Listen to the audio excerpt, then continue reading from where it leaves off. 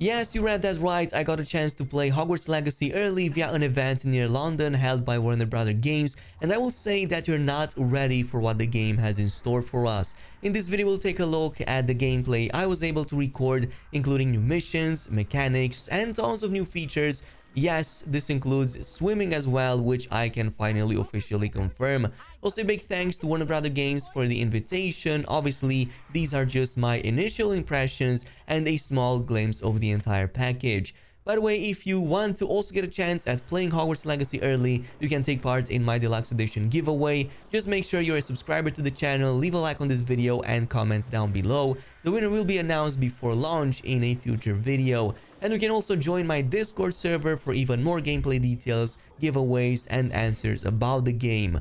But one of the first things I was concerned about before playing is the overall feel and the movement, especially if flying felt right or not. And I'm glad to say that after testing it extensively, especially with the broom, all of these fears went away. This section you see is mostly around the castle and its surrounding areas, and surprisingly there's pretty much no restriction where you can fly with the broom, especially on the outside, including passing through some of the larger gaps. Summoning mount is done by pressing and holding L1 button, and then on the right side we had 3 available mount options: circle for the broom, triangle for the hippogriff, and square for the grab horn, which were unlocked at that stage. Unfortunately, I can only show you footage of the broom, but I was also able to fly the hippogriff after the show was over, and there's definitely a difference compared between the mounts. My immediate thought about flying is that the broom, it feels just right. There's a weight to it that doesn't make it seem too arcadey, but also not too difficult to control either. The sounds and visual effects as you gain more speed, including the cape blowing in the wind, all contribute to genuinely making the broom feel agile. Furthermore, you can quickly dismount with circle when close to the ground, so nothing about it feels slow nor sluggish. If I were to compare it with something like the hippogriff, this feels like a high-performance motorcycle being capable of drifting, while the mount had a lot more control but also much less speed. Speaking of speed, the broom doesn't actually consume the yellow boost meter when going up, but rather its separate action on the L2 button. Obviously, the closer to the ground, the slower the boost is consumed, while the opposite is true when going up. Also, I know this was a big question, so here's official confirmation. Yes, Hogwarts Legacy does have swimming. In fact, you can do a lot of stuff when exploring environments, from jumping, platforming, vaulting over things, and so on. So far, I haven't seen a button to dive underwater, but the game lets you summon your broom when swimming, so this should come in handy when finding yourself in the middle of a lake for some reason. Another thing we were allowed to check out was the Quidditch pitch, which, yes, it exists, obviously, and at that stage I was playing in, it already featured students playing games, practicing, and I even overheard a few discussing Azkaban and possibly a Dementor attack. Not sure if this is confirming anything or not, but it just seems that students constantly, or at least oftentimes, comment on past or current events, including your own actions, which can be overheard everywhere. Like, there's a student at some point that mentions I defeated some kind of huge troll.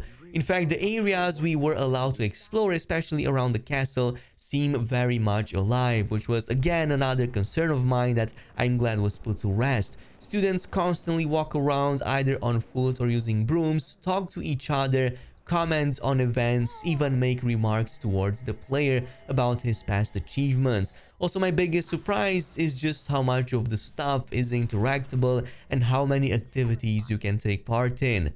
One such activity I saw was around the central hall area during a side mission called Like a Moth for a student named Lenora Everley. Basically, she discovered that there's a darkness blocking these paintings all around Hogwarts, so she asks us to find and what's causing it.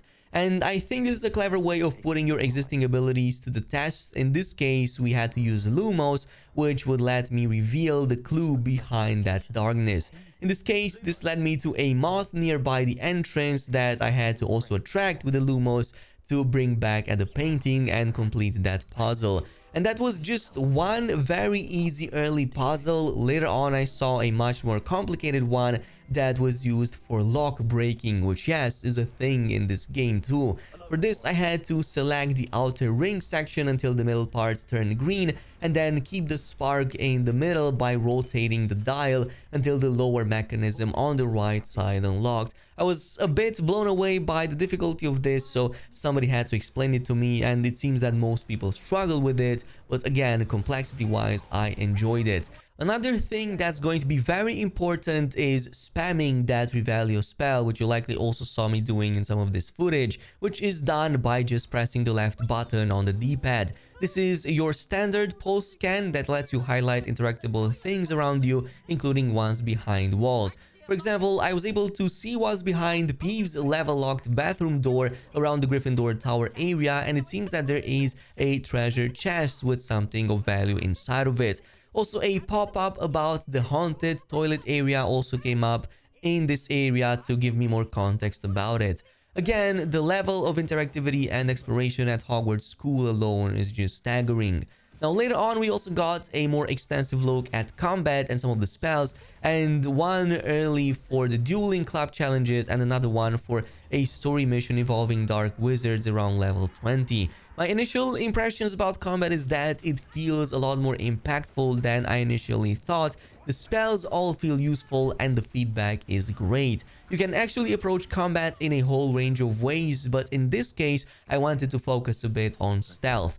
Sometimes around this stage we already have the invisibility spell unlocked, and I will say that this feels quite overpowered, at least at the level I was playing in. Once I cast it, I was able to walk silently behind any target and one-shot them using the Petrificus Totalis attack, which completely immobilizes the target. So much so in fact that if they happen to be on a ledge or something, there's a good chance that they might helplessly fall towards their very death. Also, a nice attention to detail was that during the invisibility spell, all dialogues and spellcasting voice lines were whispered by my character, so that's an extra point for immersion. One thing I'm worried though is that invisibility felt a bit too strong, as I was able to just walk up to pretty much any target, even linger for a while around them, and they still struggled to detect me if at all. I'm not sure if there's any ways for enemies to counter invisibility later on, but in this section they were almost defenseless against it. There is a detection system in the game, however, so I'm hoping there's ways for the game to penalize us later on if we abuse this. Also, difficulty-wise, this was all filmed on the normal difficulty, and I can say I struggled too much defeating most enemies, including some of the larger groups with maybe one exception. The only time I was close to that was during this higher level mission that featured a massive number of enemies and a shape-shifting mini-boss. But luckily, one health potion was more than enough to solve that. Outside of that, everything else about combat is solid and it does keep you on your toes, especially since most combat encounters involve multiple enemies that you need to juggle at the same time. One of the most important things that the game teaches you early is breaking through enemy shield defenses. Usually these are color-coded, so it's quite intuitive. For the yellow shields, you can just cast control spells marked with a yellow color, such as for example the Levioso. Meanwhile, for the purple ones, you'll need summoning charms marked by the color purple, such as Accio or Depulso. But you can also use your ancient powers to pick things off the ground with the R1 button and then smash them right through these shields no matter the color. Or at a more advanced level, you can just do perfect parries and break it off with just the press of a button. By the way, you do so with the triangle, which is also your defense mechanic. You can hold down triangle to bring up that shield, which is only going to block some of the incoming damage. But if you pay attention to that, well, spidey sense around the character's head area, if you time this right, you can just quickly tap triangle instead and completely reflect that damage back, which also completely shatters their shields. That or just dodge it Elden Ring style. I was a bit guilty of this because of the muscle memory, but it was still pretty awesome. Now, loot is another important aspect, and I will say this is a looter's paradise. Hogwarts Legacy is filled with gear, coins, and things to collect at seemingly every corner. Even like from reviewing this footage, I was shocked by how many times gear pieces dropped from chests and especially from enemies. You can go ahead, take down an enemy, and usually they would drop one of these gear pieces for any of the slots. I cannot show you, unfortunately, any of the menus because that's prohibited at the current time.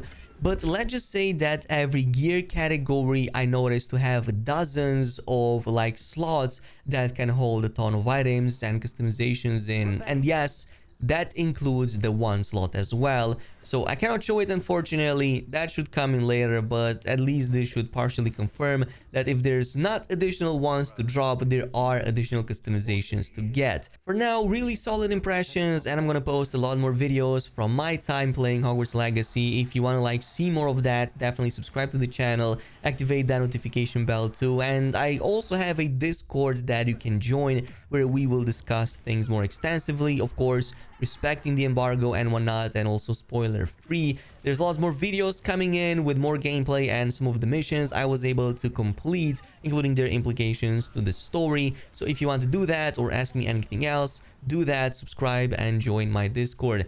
Thanks so much for watching, and I'll see you guys in the next one.